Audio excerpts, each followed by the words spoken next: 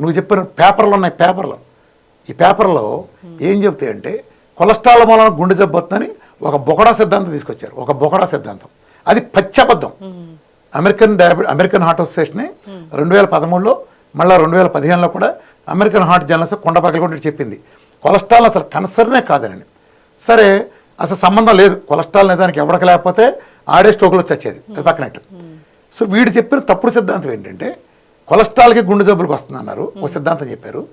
ఈడు ఇచ్చిన స్టాటిన్ వెళ్ళి లివర్లో కొలెస్ట్రాల్ సింథసిస్ ఎలా ఆపుతుంది అనే ఒక పేపర్ వేస్తారు వీళ్ళు.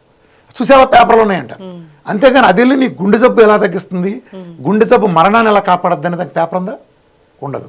అలాగే బీపీది అంతే.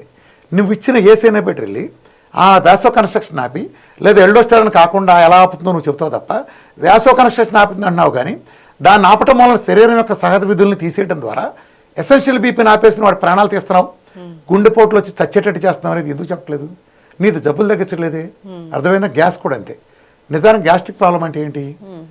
శరీరంలో ఒక 20 ఏళ్ల కుర్రాడికి యాసిడ్స్ కసకసలాడుతూ ఉంటాయి. వాడు 2 బిర్యానీలు తిన్నా బాగా మంచి మిషన్ ఆడుతూ ఉంటుంది. ఒక 40 ఏళ్ళు వచ్చేటప్పుడు ఒక బిర్యానీకి వస్తాం, యాసిడ్ ప్రొడక్షన్ తగ్గుతుంది. ఇంకా ఇంకా వయసు రీతి తగ్గుతుంది.